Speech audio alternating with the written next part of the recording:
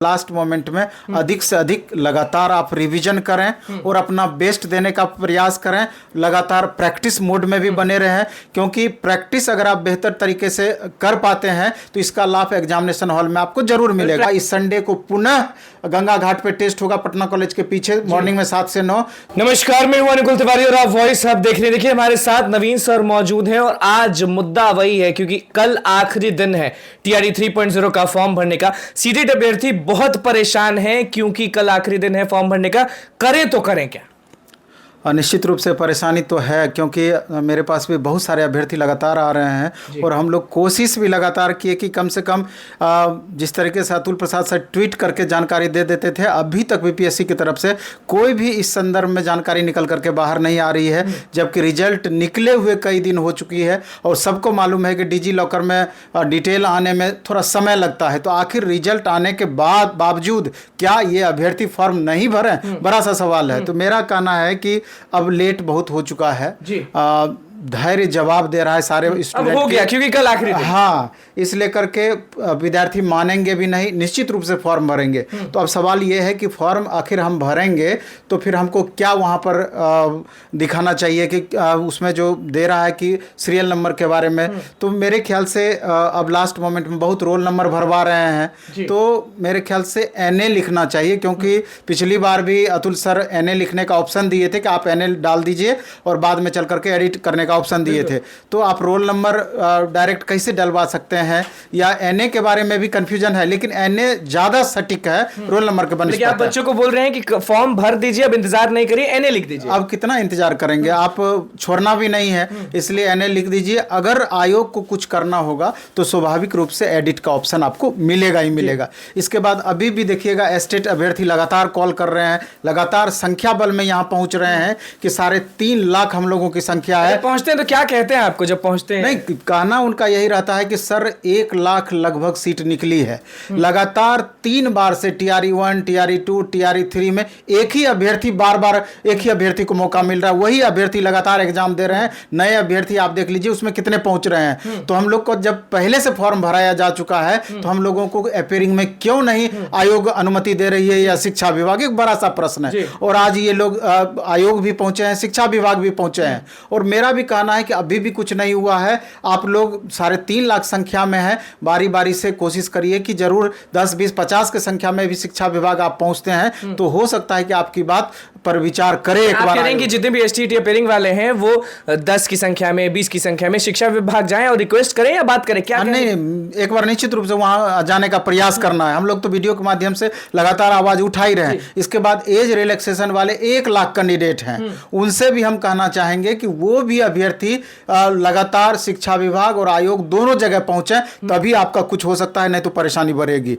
अब last moment में जो स्टूडेंट सही तरीके से जो फॉर्म भरने की एलिजिबिलिटी रखते हैं, अब 15 दिन का भी समय नहीं बचा है लास्ट मोमेंट में। अब उनको क्या करना चाहिए, जबकि बहुत सारे इसमें मल्टीपल एग्जाम में बैठने वाले अभ्यर्थी हैं। 1 to 5 भी देना है, 6 to 8 भी देना है, 6 to 8 भी देना है, 9, 10 भी देना है, 6 to 8 भी देना है, 9, 10, 11, 12 तीनों देना है। आखिर लास्ट मोमेंट में वो अभ्यर्थी आप क्या करें? तो मेरा कहना यह है कि लास्ट मोमेंट में अधिक से अधिक लगातार आप रिवीजन करें और अपना बेस्ट देने का प्रयास करें। लगातार प्रैक्टिस मोड में भी बने रहें, क्योंकि प्रैक्टिस अगर आप बेहतर तरीके से कर पाते हैं तो इसका लाभ एग्जामिनेशन हॉल में आपको जरूर मिलेगा। प्रैक्टिस बार बार करना। हाँ, एक सेट कम से कम 1 सेट से 2 सेट अब लास्ट मोमेंट में आपको डेली प्रैक्टिस करना चाहिए, कम से कम 1 सेट तो जरूर।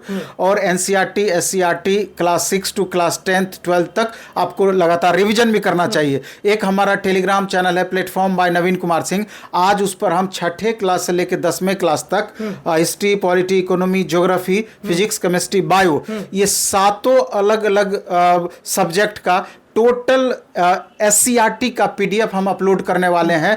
उसमें सेलेक्टिव क्वेश्चंस हैं, 1 लाइनर है, इसके अलावा एनसीईआरटी का भी 500 कितने बजे डालने वाले हैं हमने चैनल? ये हम 1 घंटे में लगभग 6 बजे के करीब इसमें हम डाल देंगे। स्टूडेंट चाहे तो वहां से डाउनलोड करके उसका प्रिंट आउट निकाल करके, चूंकि बहुत मोटा नहीं है, मुश्किल से 8-10 पेज में एक पूरा बुक का निचोड़ आ रहा है। कितना फायदा होगा उससे? बहुत, पिछले बार भी 40% के लगभग क्वेश्चन उससे पूछा गया था। 40%? हाँ, इसलिए अंडरलाइन कर करके एक बार बेहतर तरीके से उसको देख पाएंगे तो फायदा होगा। और कल के बाद संभवतः मंडे से नवीन कुमार सिंह यूट्यूब चैनल पर सेलेक्टिव क्वेश्चंस का लगातार 10 घंटे से 12 घंटे का डेली रूटीन वाइज हम रिवीजन भी कराने वाले हैं यूट्यूब पर। ये छोटा छोटा चीज 12 घंटे आप रिवीजन करवाएंगे डेली यूट्यूब पर, नवीन कुमार सिंह यूट्यूब चैनल पर। इसके अलावा इस संडे को पुनः गंगा घाट पे टेस्ट होगा पटना कॉलेज के पीछे मॉर्निंग में 7 से 9। जो अभ्यर्थी नहीं पहुंचे हैं तो इस बार जरूर पहुंचना है। 5000 प्लस अभ्यर्थी वहां टेस्ट दे रहे हैं। इसका लाभ निश्चित रूप से आपको टक्कर का पता चलता है कि आप कितने पानी में हैं, कितने पानी में स्वाभाविक रूप से। और आपने कहा कि 6 स्टैंडर्ड से लेकर 10 स्टैंडर्ड, तो 11-12 का क्या करेंगे? नहीं, 11-12 वाले भी जो स्टूडेंट हैं तो 11-12 का भी जैसे फिजिक्स का हम पीडीएफ डाल रहे हैं तो एनसीईआरटी बेस्ड सेलेक्टिव क्वेश्चंस आप जरूर रिवीजन करके जाएं, नहीं तो फिर दिक्कत हो सकती है। इस बार बहुत ज्यादा हार्ड होने वाला है या क्या? क्योंकि आप भी टेंशन में लग रहे हैं। नहीं, जिस तरीके से चेयरमैन सर के द्वारा जाते जाते खुद बताया गया था, एक लेवल हम क्वेश्चन का जरूर ऊपर करने का प्रयास करेंगे, तो स्वाभाविक रूप से ये इशारा एक किया गया है कि क्वेश्चन का लेवल अधिक हो सकता है। आपने कहा था कि एसटीईटी अपियरिंग वालों को बंच करके, यानी 10 लोग हो गए, जुट गए, 20 लोग हो गए, बार बार शिक्षा विभाग जाए, लेकिन कल आखिरी दिन है तो अब जाने का क्या फायदा? नहीं, जाने का तो फायदा है ही।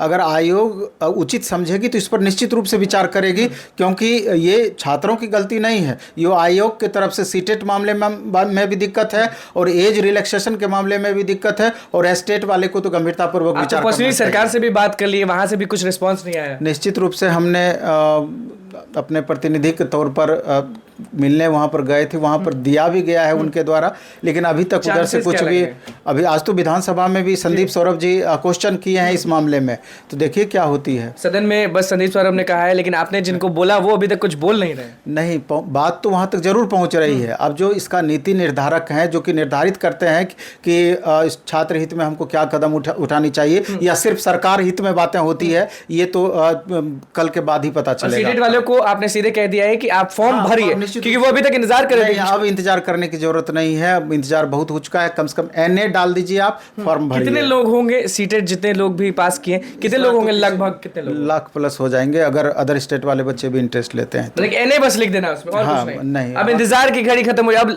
इंतजार नहीं करना है। निश्चित रूप से इंतजार नहीं करना। चलिए देखिए, नवीन सर हमारे साथ मौजूद थे और सीधे बताएं, क्योंकि आप भी जान रहे हैं कि टीआरई 3.0 का जो फॉर्म है कल आखिरी दिन है, और सीटेट वाले अब इंतजार नहीं करें, फॉर्म भर दें, बस एनए लिख देना है। उसके बाद आपने सुन लिया कि किस तरह से तैयारी करना है और कहां से क्या कुछ डाउनलोड करना है। एसटीईटी अपियरिंग को अभी हार नहीं मानना है, लगातार शिक्षा विभाग, बीपीएससी आयोग, जहां दौड़ना है दौड़िए, क्योंकि आखिरी दम तक आप लोग को अभी प्रयास करना। हो सकता है कि आप लोग को मौका जरूर मिले। नवीन सर का क्या कुछ करना है तो वो आपने सुन लिया, बस देखना होगा कि क्या कुछ होता है टीआरई 3.0 में। तो बस हमारे चैनल को सब्सक्राइब करो, पेज को लाइक करो। धन्यवाद।